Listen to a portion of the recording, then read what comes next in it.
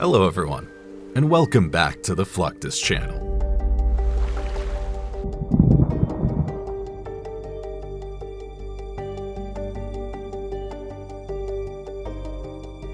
It's estimated that there are more than 850,000 miles of undersea cable spread around the world.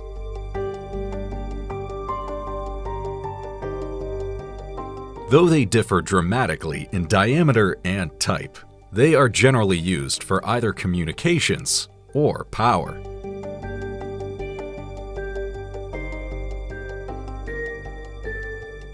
And despite being highly advanced in many ways, repairing, maintaining, and installing these cables is a very extreme process.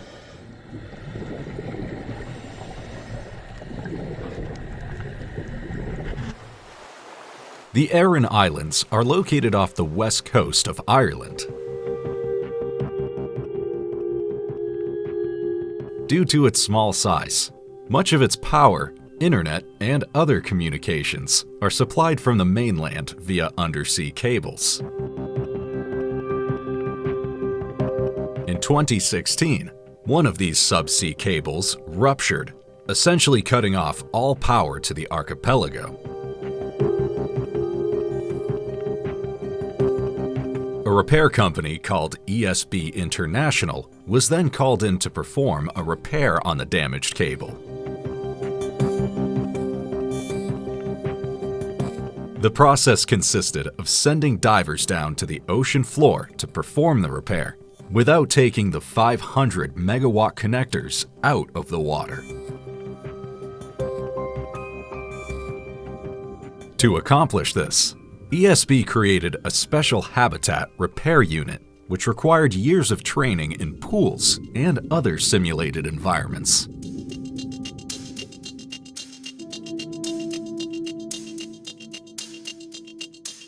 Even with this solution, the process is still quite difficult.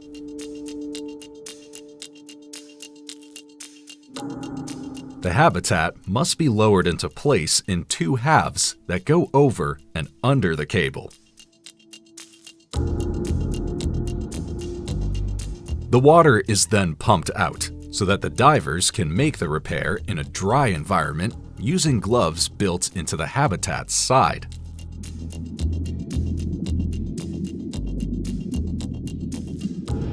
Repairs aside, simply installing these thousands of miles of cable required companies to come up with a variety of innovative methods and engineering solutions.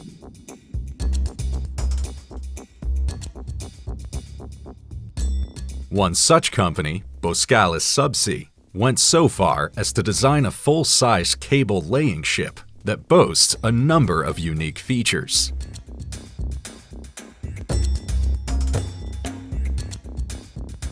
First, it has a very flat hull. This allows it to operate both near the shore and out in the middle of the sea without risking the crew or equipment. It also features a special rotating cable laying turntable that can hold 5,000 tons. Using a tensioner, it installs the cable on the seafloor at the exact same speed as the boat is traveling.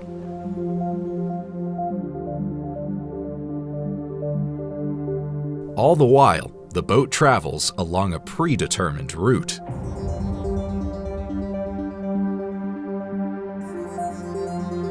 This is generally designed to avoid any major natural barriers that might cause the cable to rupture or fail.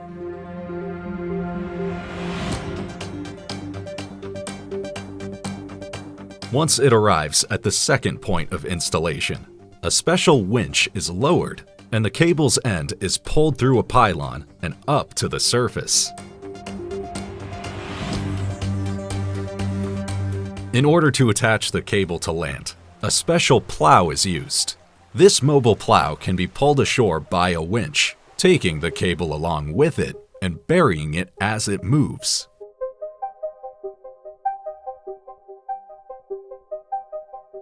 This is essential to protect the cable from damage in shallow sandy waters. As offshore windmills have become increasingly popular,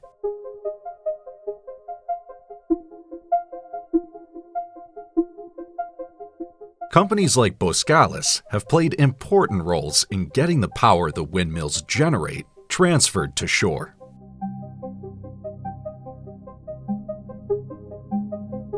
In many cases, both ends of the installation process will take place at the same time.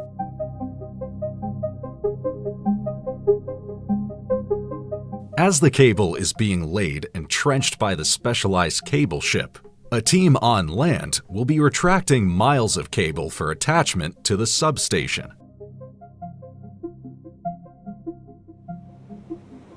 Offshore wind farms are one of the most important advancements in recent history.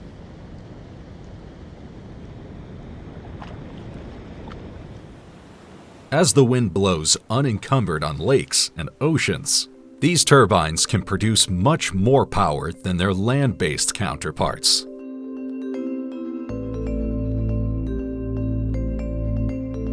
However, highly advanced cables are required to capture and transfer that energy. Subsea cables are extremely complex, but must also be placed into extremely harsh and corrosive environments.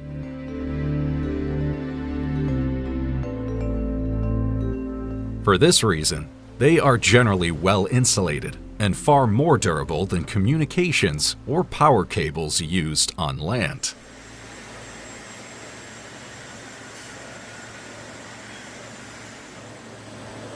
Companies generally start with a series of thick wires, then feed that length of cable through a machine that wraps it in protective coatings.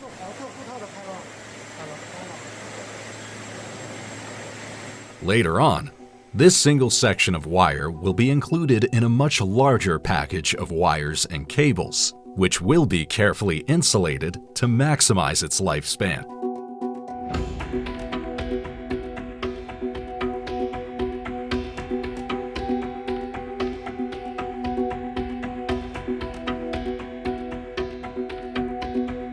In cases where underwater cables or structures need to be repaired, depth will define the overall difficulty of the process.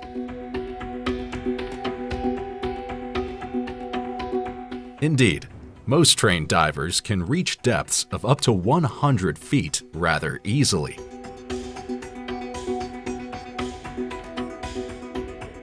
However, when repairs require divers to go deeper, special teams of saturation divers might need to be called in.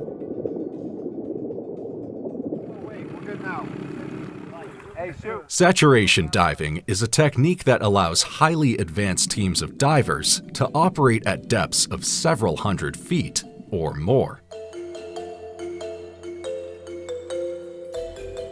In fact, these divers can reach depths of more than 2,000 feet without experiencing any negative effects. However, they must prepare for these operations well in advance.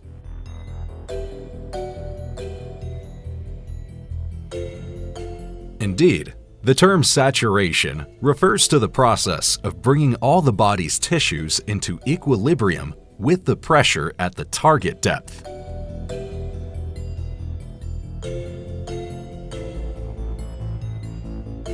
Before every dive, the team will live in a specialized pressure chamber for as much as a month.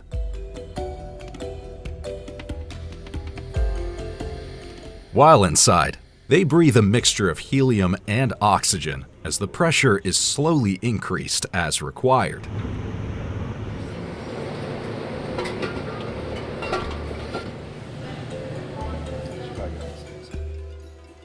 Once the operation is ready to start, the teams will be transferred into a pressurized bell that will lower them to the job site in 6-hour intervals.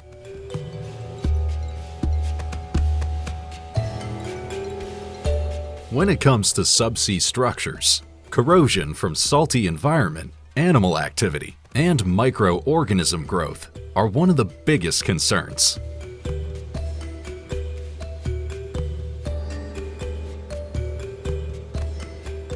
In the case of this heavily damaged pile, the structure owners called in a team of marine contractors who use deep-sea welders to perform emergency repairs and refurbishments.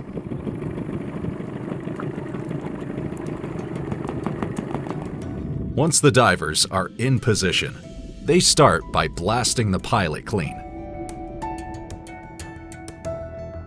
This helps remove any buildup that may have formed on the structure using a hydraulic diver-safe jetter. They then plan to bolster the pile using two metal half-can flanges.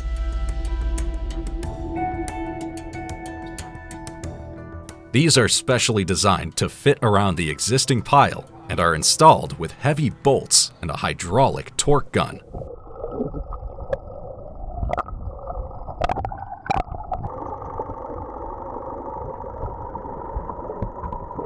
The top seam is then welded to the pile in order to prevent corrosion from infiltrating the gap.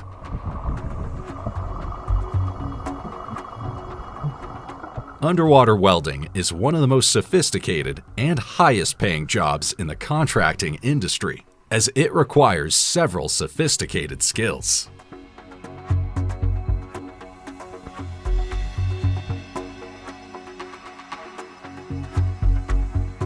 Corrosion and the buildup of organic materials are not just a problem for permanent underwater structures, but for boats as well.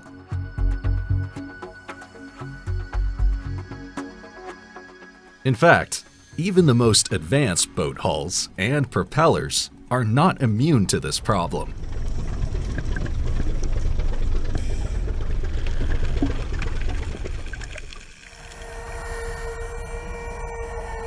Fortunately, propellers can be cleaned virtually anywhere using a small team of divers equipped with handheld, water-safe grinders.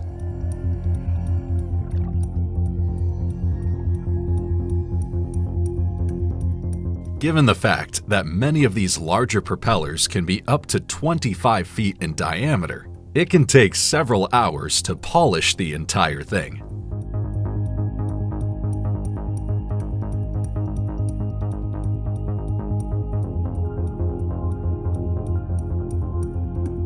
It's also recommended that this process be repeated every 3 to 6 months in order to ensure the best possible results.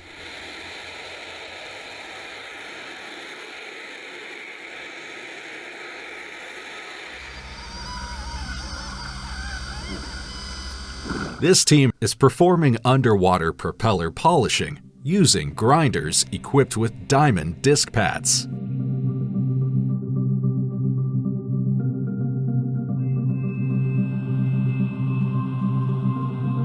This allows them to significantly speed up the process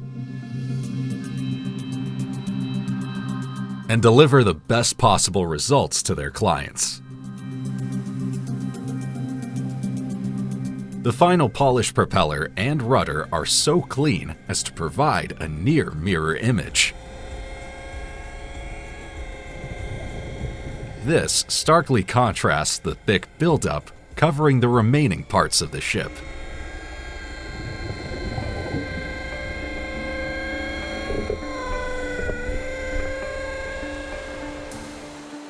Ultimately, it's important to note that the ocean is the enemy of anything man-made.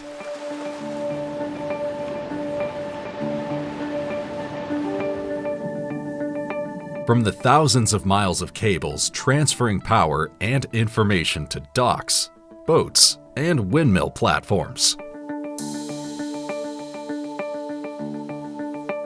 Corrosion is a constant force that needs to be held at bay to reduce expensive damage.